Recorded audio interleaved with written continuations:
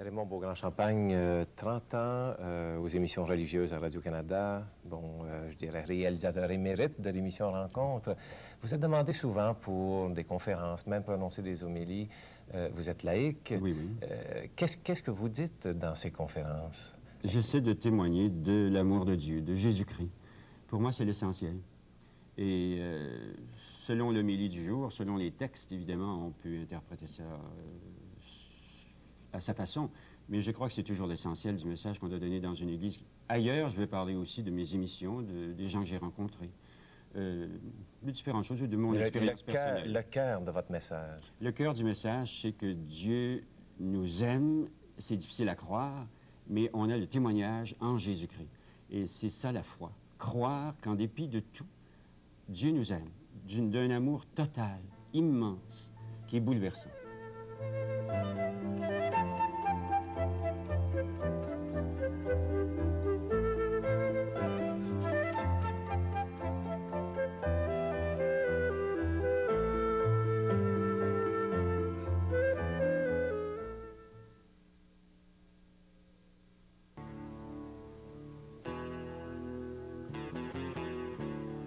J'étais dans ma chambre un soir. La lumière était allumée. Il me sembla tout à coup que mon père, mort depuis 1 an, était près de moi. La sensation de sa présence fut aussi nette, aussi réelle et aussi saisissante que s'il m'avait touchée ou parlé. Tout se passa en un instant. Mais je fus aussitôt accablée par la révélation soudaine et totale de la misère et de la corruption de mon âme. Je fus éclairée intérieurement. Et comprenant l'état dans lequel je me trouvais, je fus horrifiée de ce que je vis. Mon être tout entier se révolta, et mon âme désira échapper à cette horreur et se libérer avec une intensité et une urgence que je n'avais jamais éprouvées jusqu'alors.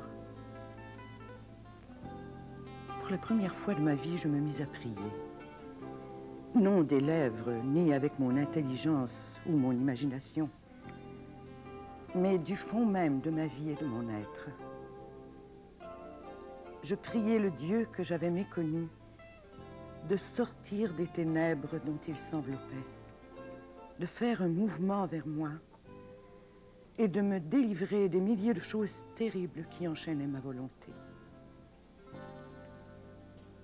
Auparavant, je n'avais jamais prié dans les églises que je visitais. Mais je me souviens du matin qui suivit cette aventure.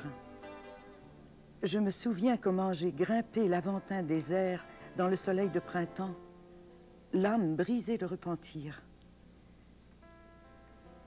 J'entrai dans l'église dominicaine de Sainte-Sabine. D'ordinaire, je ne m'agenouillais jamais dans les églises. Je ne faisais jamais attention à celui à qui appartenaient ces maisons. Cette fois, je pris de l'eau bénite à l'entrée. Je me dirigeai droit vers la table sainte. Et lentement, avec tout ce que je pouvais avoir de foi dans l'âme, je récitai le Notre Père. Il me paraît invraisemblable que je n'en ai pas fait davantage. Mais je n'avais plus prié du tout depuis plusieurs années. Lorsque je sortis, je me sentis ressuscitée. Je me dirigeai en flânant à travers les champs jusqu'à une autre église déserte, d'où me mirent en fuite des charpentiers et leurs échafaudages.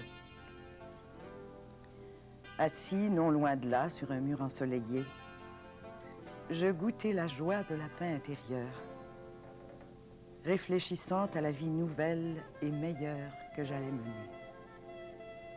C'était un extrait de La Nuit privée d'étoiles de Thomas Merton. Avec un gros merci, vous nous en faites goûter presque la résurrection, vous ne me faites pas. C'est vraiment... Nous la souhaitons. C'est un beau texte, mais je pense qu'il est important de pouvoir le dire avec plus que les mots. Comme lui-même disait, je priais, mais pas juste des lèvres. Je priais avec tout ce que je suis. Je pense que c'est... Oui, Yolande Roy l'a lu comme j'aurais souhaité qu'il soit lu. Merci, c'est gentil. Ce texte me touche beaucoup. Écoutez, Raymond, on parle de conversion, on parle de ce cheminement. Pourquoi lui et pas d'autres? Mais je crois que nous sommes tous appelés à la conversion. On a tous, au fond de soi, des appels. Je ne pense pas qu'il y ait un seul être humain, au fond de son cœur, selon simplement sa conscience naturelle, qui ne sent pas qu'il fait mal ou qu'il fait bien, et quand il fait bien, qu'il est beaucoup mieux que quand il fait mal. La conversion, au tout départ, c'est celle-là. Mais est-ce que pour certains, Dieu ne semble pas se faire plus proche, plus prévenant, plus, je dirais, plus actif? Je crois que Dieu, c'est dans Saint Paul d'ailleurs, mais de toute façon, je pense bien que Dieu se manifeste à tout homme par sa création. Quand on pense à de grands convertis qui se sont convertis simplement en étant étendus sur le dos à la campagne et en regardant un ciel étoilé la nuit, je pense à Olivier Clément, un des plus grands convertis de France, mais je pense aussi à Einstein qui disait que devant l'immensité de l'univers, il était invraisemblable que quelqu'un n'ait pas ce sentiment d'extase. Il disait en anglais de A-W-E. J'appellerais ça de l'extase, on peut dire, ou de l'émerveillement. Oui. Et que celui qui ne ressent pas ça, avec la conscience profonde au fond de son être, qu'il y a un être supérieur, a supreme being, comme il disait, ne mérite pas d'être appelé un homme. C'est Einstein qui disait ça. Or, c'était un très grand savant qui était conscient que dans l'univers, par l'univers, Dieu parle au cœur de tout homme. Est-ce qu'il y a eu dans votre vie des nuits privées d'étoiles? Oui, oh mon Dieu, oui.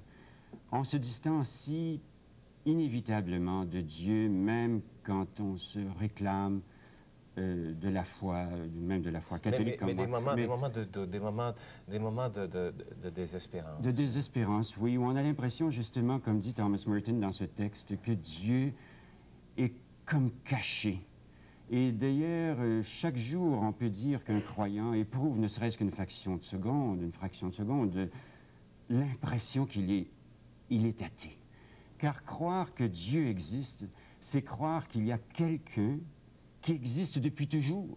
Or, ça dépasse tout entendement. Vous avez eu cette impression-là, pas simplement intellectuelle, mais mais ça m'arrive souvent. Le matin, le premier geste que je fais quand je me lève, c'est de me jeter par terre, à genoux, le front contre le tapis, un peu comme un musulman, et de dire, mon Dieu, je suis en toi et tu es en moi.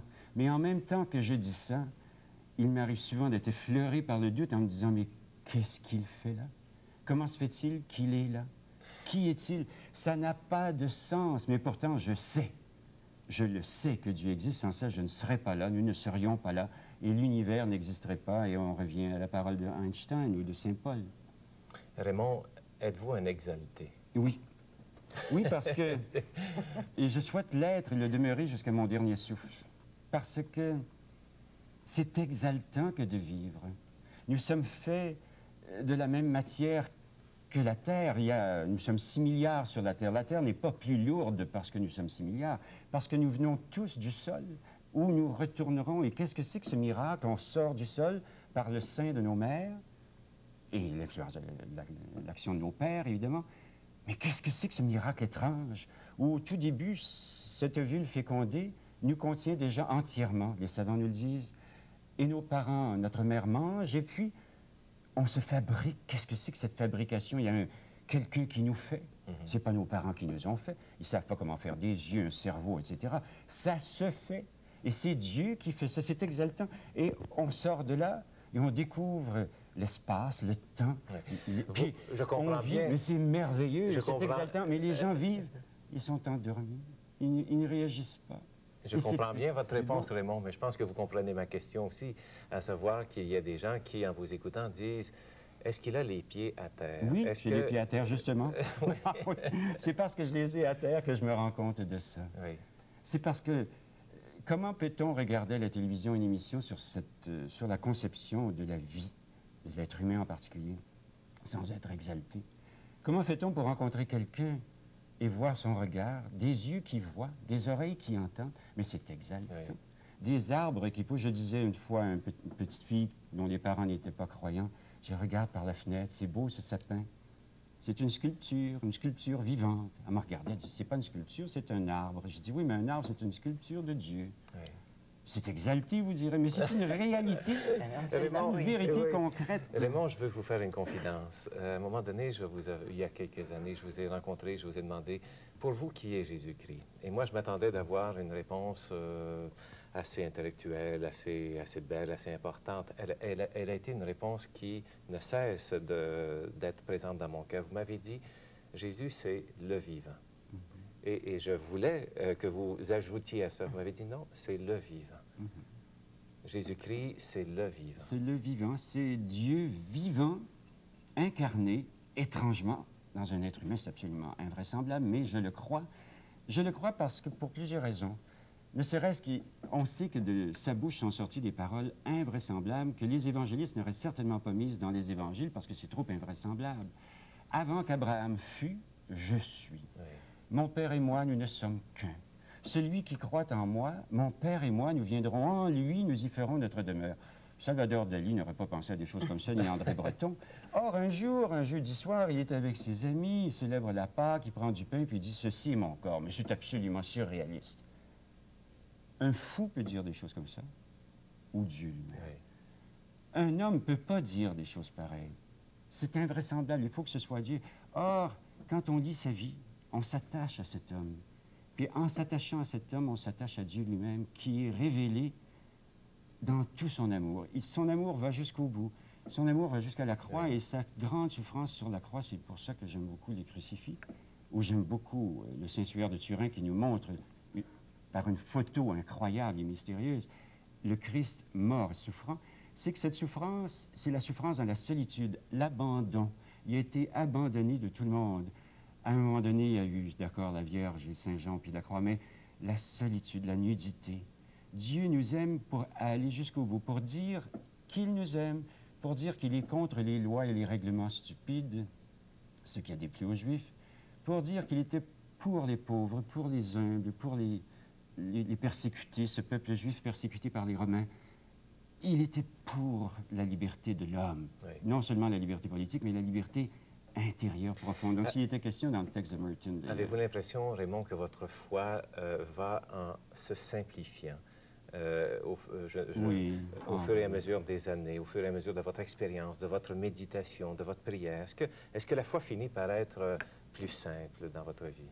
Oui, elle est centrée beaucoup plus sur deux choses. Sur l'Eucharistie, que je reçois tous les jours avec grande joie, parce que c'est une façon de s'unir justement à ce Jésus offert par amour à Dieu notre Père. Et la messe, c'est un geste de 20 minutes, une demi-heure, où une communauté, où l'Église s'offre unie à Jésus-Christ, à Dieu le Père, dans l'unité de l'Esprit Saint. C'est de toute beauté. Mais l'autre point, qui est encore peut-être plus important, parce que je sacrifierai la messe pour m'occuper d'un pauvre, d'un malheureux ou de quelqu'un qui a besoin de moi. Et c'est comme ça que j'ai adopté un abandonné, qui est devenu mon fils, je suis grand-père maintenant, et s'occuper de quelqu'un qui est seul sur la terre. C'est incroyable de penser qu'il y a des gens qui circulent dans la ville, qui n'ont pas de frères, pas de sœurs, pas de parents, personne. Ils sont isolés comme une génération spontanée.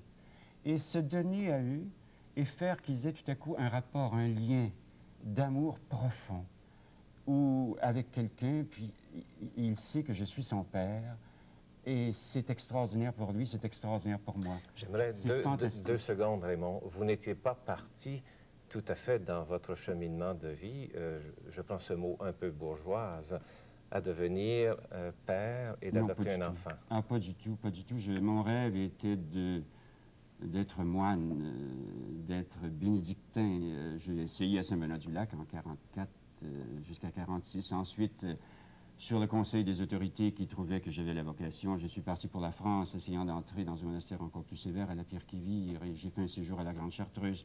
J'ai toujours cherché à donner toute ma vie à Dieu, mais finalement, ça n'a pas marché. C'est lui qui m'a pris et j'ai fait des émissions religieuses pendant 30 ans, cherchant justement à, malgré que j'étais réalisateur d'État, donc de la télévision d'État, c'est pas mon rôle comme croyant d'essayer de convaincre les autres que Dieu existe, mais c'était malgré moi, il fallait bien que je le fasse malgré moi, mais j'ai interviewé beaucoup d'athées ou d'agnostiques que je respecte au plus haut point. Mais mon plus grand plaisir dans toute ma vie, c'était de me laisser saisir par Dieu dans ce travail afin de permettre à des gens de témoigner de la joie profonde. C'est une joie exaltante, pour reprendre votre mot, que de se savoir en relation avec Dieu et en relation avec toute l'humanité en Dieu. Mais est-ce que Dieu ne vous attendait pas au détour aussi de cet enfant que vous avez adopté? Oui, parce que ça dépouille. Ça dépouille à tout point de vue. D'abord, ça peut coûter très, très cher sur le plan financier, mais ça n'a guère d'importance. Mais on s'habitue tout à coup à devenir très généreux, trop généreux même, à gâter son enfant. Et ça dépouille surtout sur le plan de... Vous savez, quand on vit avec quelqu'un qui a de la difficulté à parler, qui avait 2 années de scolarité, c'est très loin de rencontres et très loin des gens que j'interviewais, et il faut lui apprendre à parler, à manger, à préparer des repas, à s'habiller, à travailler, à être discipliné, puis on n'y arrive jamais. C'était le travail d'une vie. Et la solitude, en vivant avec quelqu'un comme ça, parce qu'il n'y a pas de dialogue possible, hein. Alors il prend sa nourriture, puis il s'en va dans une autre pièce pour regarder la télévision, parce qu'il ne faut pas qu'il manque une émission. Alors finalement, on mange plutôt seul qu'avec quelqu'un. Alors l'Évangile, c'est plus juste dans des grands mots. L'Évangile se vit dans ce quotidien. C'est dans le concret, mais il faudrait 3-4 vies pour arriver à vivre l'Évangile. Pour ma part, en tout cas, il y en a qui réussissent ça à 24 ans, comme Sainte Thérèse d'Enfant Jésus, que je connais fort bien, qui est une femme extraordinaire avec une solidité, qui était même un peu féministe sur les bords. Raymond, vous dites 3-4 vies. La résurrection, qu'est-ce que c'est pour vous? La résurrection, pour moi, d'abord, c'est la résurrection du Christ. C'est la transformation extraordinaire de son corps lui-même, transformé d'une façon qui est absolument mystérieuse et qu'on ne comprend pas. Mais quant à notre résurrection, je serais porté à croire qu'elle survient au moment de notre mort.